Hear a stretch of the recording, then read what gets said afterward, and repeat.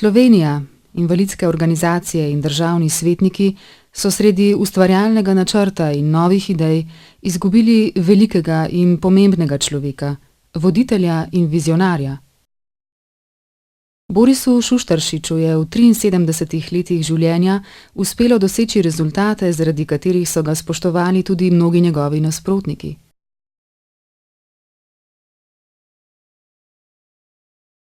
Kot državni svetnik je zastopal interese socialnega varstva v 4 sklicih državnega sveta. Ob vsaki noveli zakona je poudaril, da noben predlog zakona, ki zadeva položaj invalidov, ne sme biti neobravnavan, nesprejet, brez aktivne udeležbe invalidov.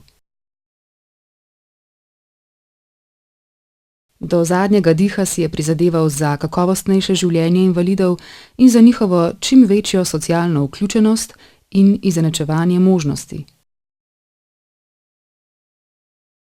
Njegovo temeljno sporočilo, ki je zaznamovalo njegovo življenjsko delo, je bilo nič o invalidih brez invalidov. Žalne seje državnega sveta v spomin na državnega svetnika Borisa Šuštaršiča se je udeležil celotni vrh naše države, predsednik republike Borut Pahor in predsednik državnega zbora Dejan Židan sta se že pred začetkom seje vpisala v žalno knjigo.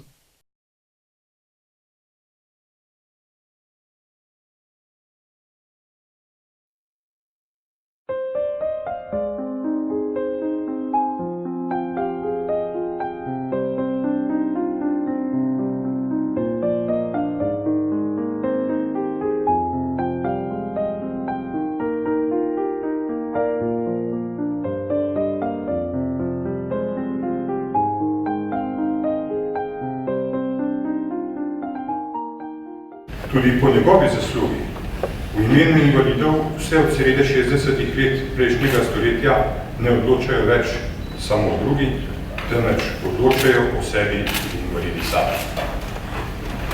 Boris Šuštaršič je v drugem letniku Filozofske fakultete leta 1966 postal prvi predsednik novo ustanovljenega Združenja distrofikov Jugoslavije in 3 leta zatem tudi predsednik Društva distrofikov Slovenije.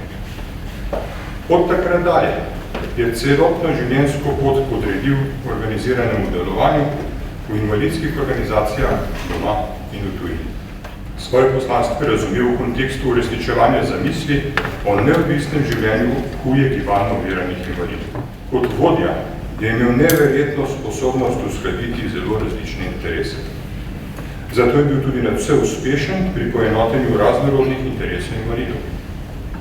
Utrdil je sodelovanje invalidskih organizacij v Sloveniji do ravni najmočnejšega sogovornika napram države. Njegov veliki življenjski dosežek je vzpostavitev današnjega sistema invalidskega varstva in invalidskih organizacij, ki lahko služi kot zgled večini evropskih držav. Za svoje delo je Boris Šuštaršič prejel nagrado Ministrstva za delo, družino in socialne zadeve za izjemne uspehe pri delu na področju socialnega varstva in državno odlikovanje s častnim znakom Svobode Republike Slovenije za zasluge in osebni prispevek k dobro invalidom v Sloveniji. Plod njegovih prizadevanj je tudi povezovanje invalidskih podjetij in sklop sistemskih rešitev, ki so pripeljali do novih dimenzij razvoja socialnega varstva pri nas. V Ljubljani je ustanovil invalidsko podjetje Birografika Bori, nekaj let kasneje v Izoli še invalidsko podjetje Dom 2 Topole. Ob socialnih rešitvah, za katere se je trudil, pa je bil njegov pogled uprt tudi daleč v prihodnost. V možnosti, ki jih invalidom ponujajo novi tehnološki dosežki, kot so obtelesna robotizacija, hitro multimedijsko obvladovanje fizičnega in socialnega okolja, tehnične naprave, s katerimi druga oseba pomaga starejšemu ali invalidu, odprt je bil tudi do bioloških rešitev, kot jih ponuja sodobna nevrobiologija. Kot predsednik državnega sveta lahko zagotovim, da bo državni svet pri delu še naprej zasledoval plemenite vrednote, za katere je z vsem žarom bilo srce Borisa Šuštaršiča in da bomo nadaljevali njegovo delo z vsemi njegovimi pobudami in predlogi. In kot je dejal poet Anton Aškerc, v svojih delih sam oživel večno.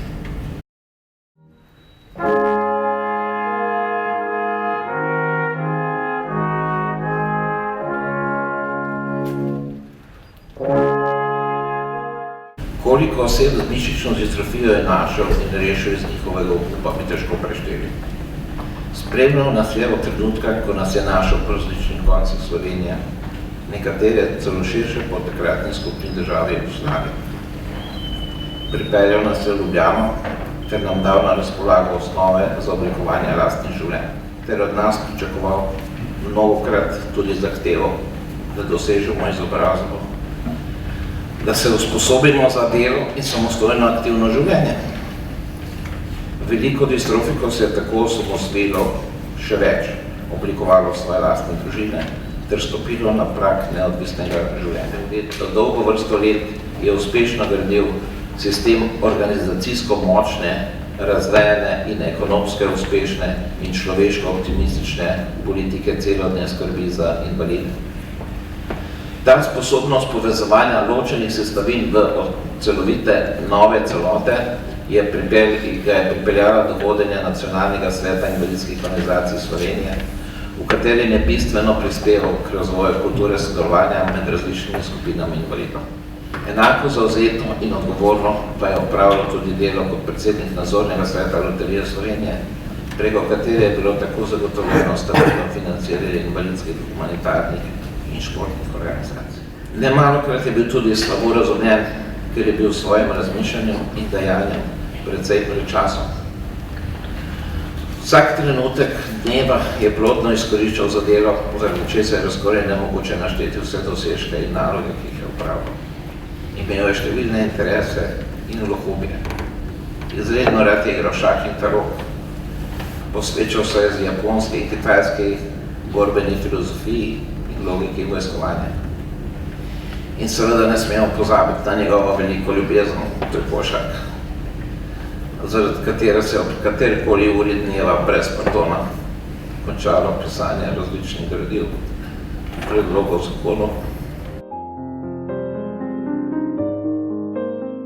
V strokovnem smislu je uresničeval filozofijo neodvisnega življenja, preden je tak koncept vstopil v naš diskurs, tudi preden so te ideje postale praksa v najbolj razvitih državah.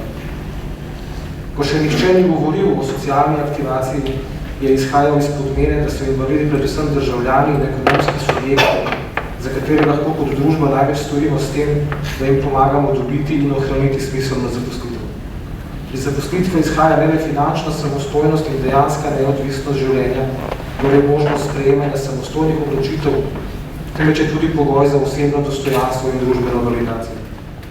Boris je imel neko posebno karizmo, prezenco podobno učitelju, ki vstopi v razred in vsi takoj obmolknejo, ne zato, ker bi se ga bali, ampak iz spoštovanja in vedenja, da se vsega lotimo odgovorno, profesionalno in nikoli za svoj osebni interes. Za svojo funkcijo v nacionalnem svetu in drugih povezavah ni nikoli prejemal plačila. Ni živel razkošno, ni si izplačeval dnevnic. Na seje Evropskega invalidskega foruma in strokovne dogodke je tudi v najbolj oddaljene kraje potoval s kombijem, bival v novo hotelu in hrano kupoval v trgovini, ne zato, ker si ne bi mogel privoščiti več, ampak ker je bil tak človek.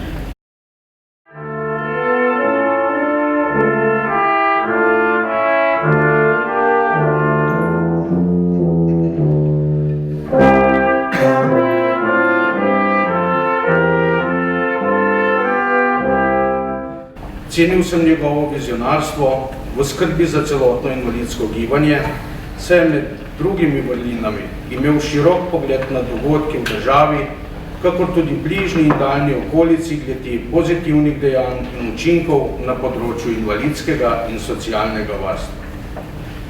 V svojih stališčih je bil vztrajen, neomajen in zelo trd sogovornik predvsem do državnih institucij in vedno malo zaščitniški do invalidov in invalidskih organizacij. Čeprav sem imel pri Borisu velikokrat občutek, da je zaradi jasno začrtanih ciljev bil razumljen kot Feniks, ki prezgodaj vzleta. Si pa v tem trenutku močno želim, da bi iz njegovega pepela vzletali novi pomlajeni Feniksi za skupno dobro in enotno invalidsko gibanje v Sloveniji.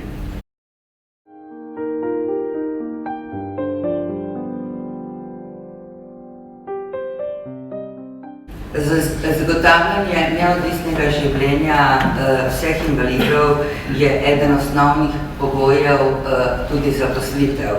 Celotno svoje življenje je Boris posvetil zagotavljanjem takšnih pogojev, v katerih bi invalidi bili zaposleni.